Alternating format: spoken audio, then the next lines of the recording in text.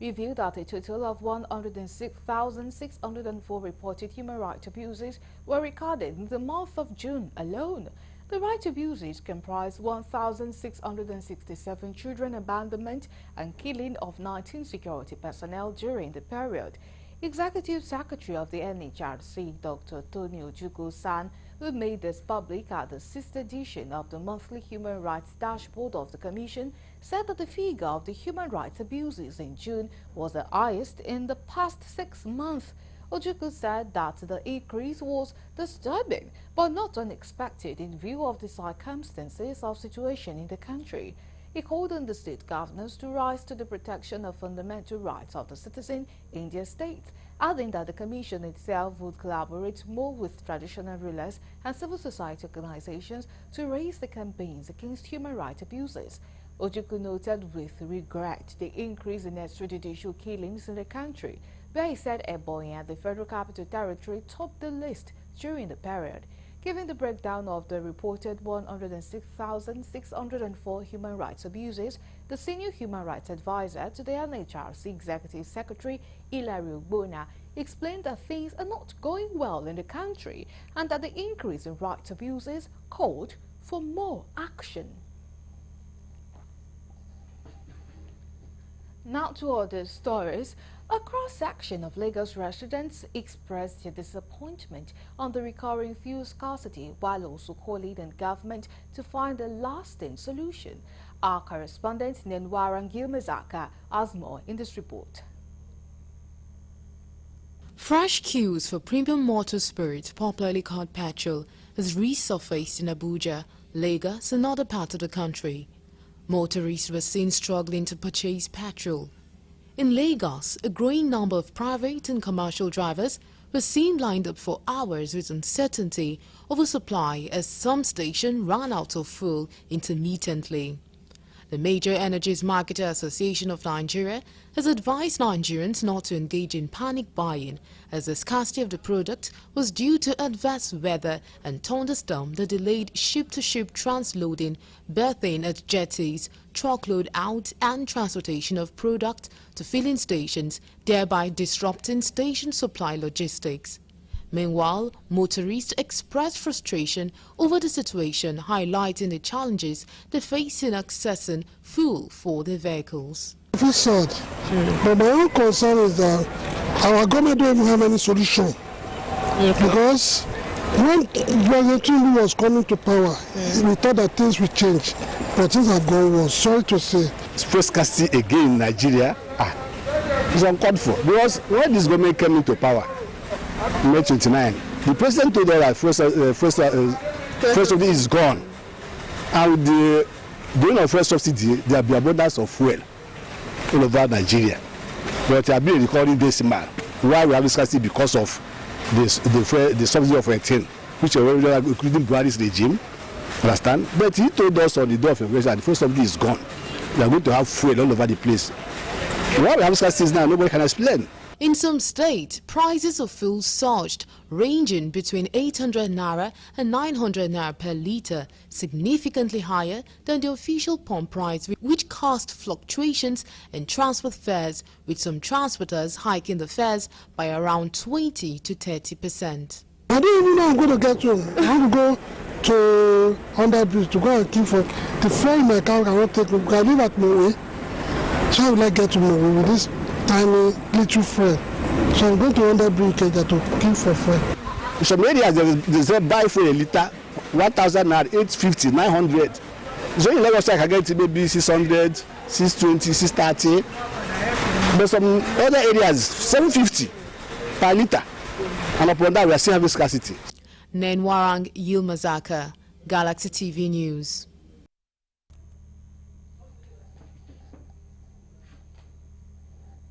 The federal government has emphasized power sufficiency as its major priority for rapid socio-economic development in Nigeria. The Deputy Senate President, Senator Jibril Barau, made the disclosure on Monday in Abuja while receiving a consortium from the Republic of China alongside members of Senate Committee on Power. Correspondent Kuleojo sent in this report. Senator Barau said power generation, supply and distribution remain crucial to economic growth and development in Nigeria, stressing that the country would go all out to support an initiative in this regard. He also hinted that areas such as education, technology and health mentioned by the leader of the delegation in his remark are of interest to Nigeria. Power is what we really need now in our country because the entire national focus, the number one priority we have now is that of getting self-sufficiency in energy. So it is really delighting to us that power is part of your mission to our country. The Deputy Senate President assured the delegation that the nation will be more willing to provide legislative support at the end of the day, approve budgetary allocation for the project after both countries have agreed on the project. The Chairman Senate Committee on Power, Senator Inaya Baribe, spoke on the relevance of the visit by the consortium, while the leader of the delegation disclosed that China would at all times be ready to support Nigeria in the area of power, education, technology and health. And it's in this trajectory that we want you to come in and invest, and then probably not even probably, we feel it's part of a relationship, the relationship between our two countries, that you'll be able to transfer the technology of whatever you're going to do here to us, in the spirit of brotherhood and the sound relationship existing between our two countries.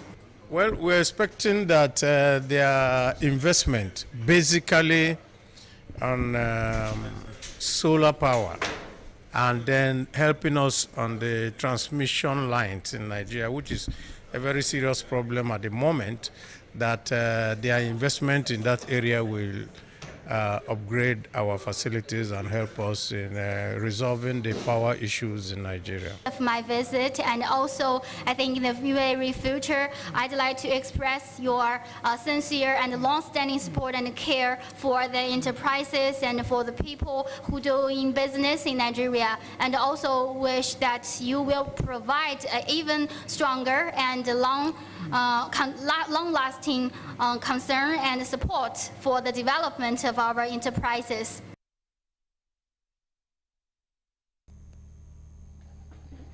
Now to security-related matters. Operatives of the Nigerian Navy ship NNS Delta has uncovered a tempered wellhead where oil thieves siphon products, while also discovering illegal refineries in the Delta communities of Ajasalo and Ubukoko communities in Warri South Local Government area of the state. Our correspondent, Dele Fasson, who was with the Navy Special Force that embarked on the operations as early as 5 a.m., completes the story. We are here at the NNS Delta jetty. We're about going for an operation in the creeks of Warri South. By my time here, it's just about 2 minutes to 5 a.m. in the morning. So and this is the best time, like the NNS Delta commander said, it's good for the operation to taking the oil thieves unaware to be able to detect all these illegal refineries. Though about 2-hour journey started at the NNS Delta jetty in Warri, with gunboats leading the way to the creeks, as a local boat owner was arrested with products suspected to be crude oil siphoned from a wellhead, before the big discovery of several wellheads where oil thieves siphon crude oil. What you see just behind me here is a wellhead where those oil thieves go and temper to be able to siphon crude oil, diesel, and the rest of them, sabotaging the Nigerian economy. But what the Nigerian Navy NNS Delta is doing here today is ensuring that they put a check to all this. That's why we are going all around the creeks. At the illegal refinery sites in 2 remote creeks, after walking hundreds of meters, where storage tanks and pits filled with stolen crude oil was discovered inside the creeks, and the oil thieves causing environmental degradation by setting the site ablaze before fleeing. Speaking on the discovery, the commander NNS Delta, Commodore Abba Musi, who was represented by the base operations officer, Commander Patrick Onojali, said the site was discovered based on credible intelligence, which is in line with the Operation Delta Sanity. Based on credible intelligence, NNS Delta gunboat team discovered illegal refining sites at Warri South of Delta State. The team discovered 45,000 liters of stolen crude oil, 5 storage tanks, 4 ovens, 5 dugout pits, and 1 wooden boat. He warned oil thieves to desist from illegalities, saying it's no longer business as usual. The uncovering of this illegal refinery by operatives of the NNS Delta is in line with the mandate of the Chief of the Naval Staff, Vice Admiral Emmanuel Ogala, in ensuring that Nigeria's territorial waters are safe for business. And this will no doubt keep in check the criminals perpetrating illegalities on these waterways. From the Warri South region, Daily Fason reporting for Galaxy News.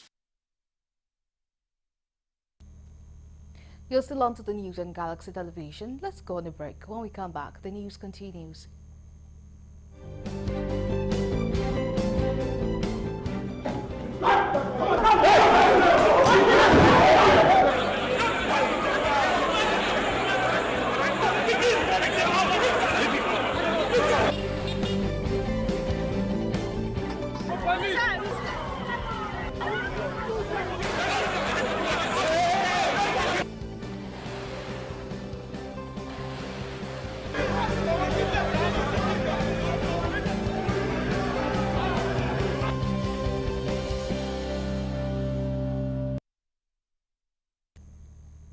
We are glad to have you back. Now, for more updates and latest news, please visit our website www.galaxytvonline.com. Connect with us on our X handle at Galaxy TV. Subscribe to our YouTube channel, youtube.com/Galaxy TV News. You can follow and interact with us on our Facebook page, facebook.com/Galaxy TV. Remember to follow and tag us on our Instagram page as Galaxy TV. You can also avail our Eyewitness feature via WhatsApp. If you have breaking news around you, simply share your story by sending short clips or videos of the news on 0818-6666-669. Our social media platforms are user-friendly and can always accommodate your live updates and comment. The Joint Action Committee, JAC, of the Senior Staff Association of Nigerian Universities, SANO, and the Non-Academic Staff Union of Education and Associated Institutions, NASO, has given instruction for their members to start a nationwide strike on Tuesday, July 9th. The directive follows the federal government's delay in paying the 4 months overdue salaries of university workers. Remember that SANU and NASO leaders held discussion with the Education, Labour and Employment Ministers as well as the National Universities Commission (NUC) on Thursday, July 4th. The meeting aimed to persuade the unions against initiating a nationwide strike. However, it concluded without reaching an agreement. As per a circular signed by SANU's national president, Comrade Mohammed Haruna Ibrahim, and NASU's counterpart Peters Adeyemi in Abuja, the unions criticized the federal government for lacking a clear commitment to paying the overdue salaries and addressing unresolved issues of the two unions.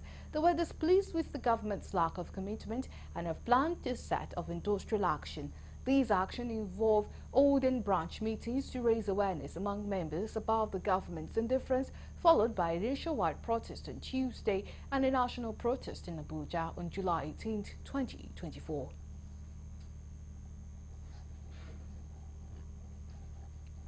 Traffic congestion has been a recurring problem to residents of Lagos, causing frustration and delays for the people, especially the working class. Traffic congestion is born out of high population density, inadequate road infrastructure, and a surge in vehicle ownership. This occurrence is undeniably a waste of productive time because people spend unnecessary time in traffic. Galaxy News correspondent Lebi Joseph has more in this report. Population growth and urbanization in Lagos has increased demand for transportation infrastructure.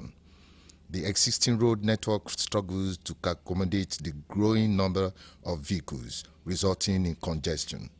The time people spend in traffic in the state every day is worrisome. Traffic has been a very serious concern in Lagos State as a whole. Many times I still run into serious traffic situation on the Third Mainland Bridge. And then that eats so much into the time that you are supposed to use to do several other valuable things. It affects everybody that resides in Lagos.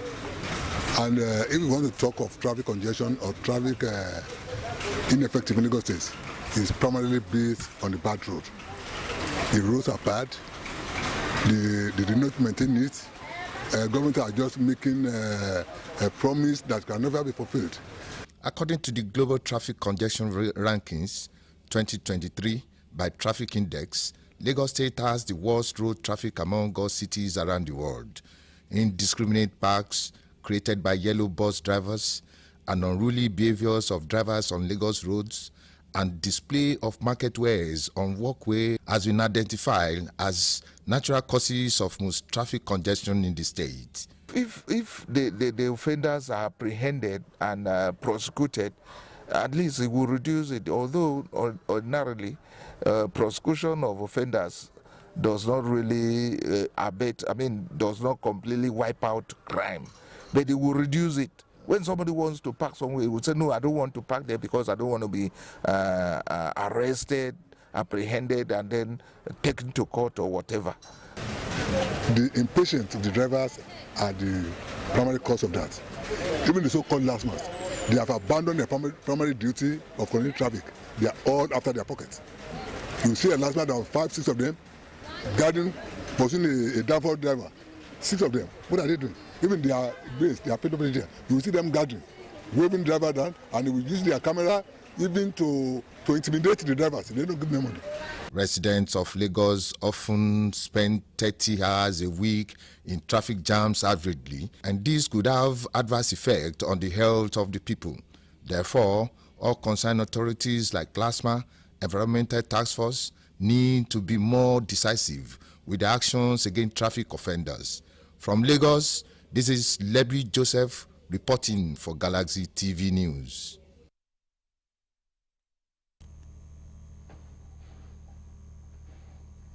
Federal Government of Nigeria has signed a Memorandum of Understanding MOU with Ekiti State Government to upgrade the Kole Ekiti Specialist Hospital into a Federal Medical Center (FMC) in a bid to improve healthcare service delivery across the country. Speaking after signing the MOU, the Minister of State for Health and Social Welfare, Dr. Tunji Alausa, said the MOU was a proof that President Tinubu's led federal government is committed to ensuring that every single Nigerian, regardless of their location, have access to quality and comprehensive healthcare. Expressing his gratitude over the initiative, Governor Biodun Oyebanji noted that the Federal Tertiary Hospital in Ikole Ekiti represents hope for patients battling illnesses beyond the capacity of secondary health care. Representatives of leaders in Ikole Ekiti, Oluokun Shakin, stressed that the initiative would bridge healthcare gaps and quality healthcare and job opportunities to the people of Ikole Ekiti and its environment. New vision for a healthier Nigeria is becoming a reality through initiatives like this, which bring top-tier medical services closer to the people. Let me reiterate our commitment at the Federal Ministry of Health to working tirelessly with all stakeholders to ensure the success of this Federal Medical Center. Formalize an agreement that is not just a contract, but a commitment, one that underscores a shared values and dedication to the well-being of the people of Ekiti State whom we serve.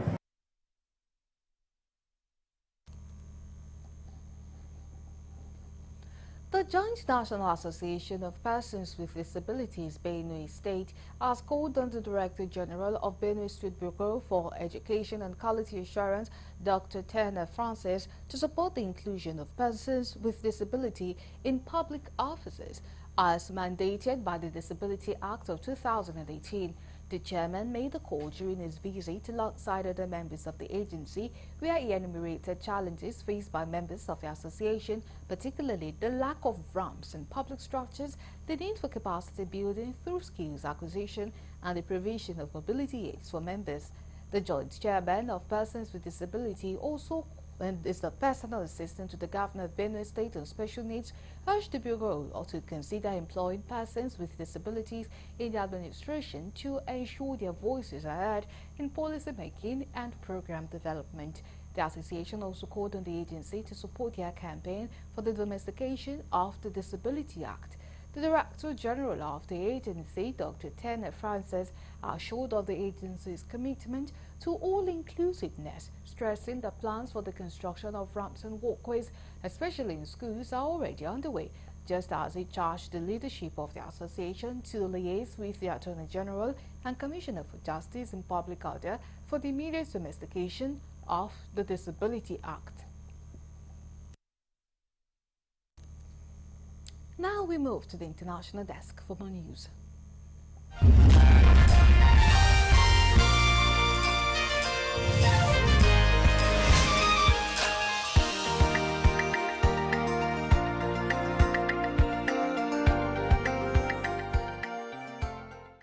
This is news from the international scene. A children's hospital has been seriously damaged in the Ukrainian capital Kyiv by Russian strikes, as 33 people were killed across the country in an early morning barrage. At least 19 people were killed in Kyiv by the Red Atom attack, including 2 who died at the Omedit Children's Hospital, Ukraine's biggest pediatrics facility, which sustained major damage during the blast.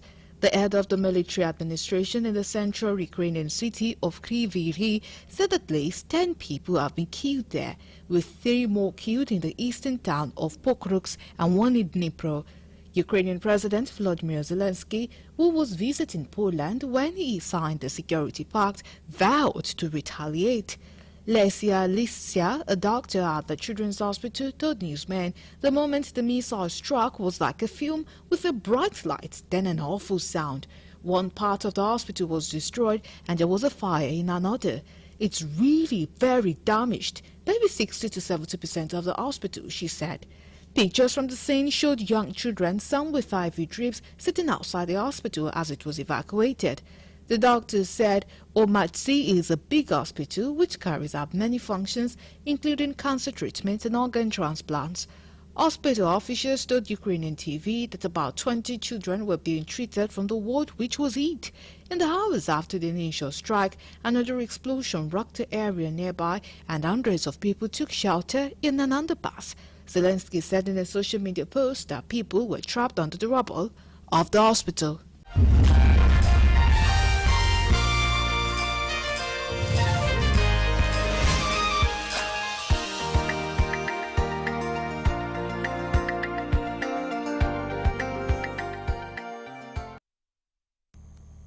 And that's it for now, but do join us at 9 p.m. for our primetime news.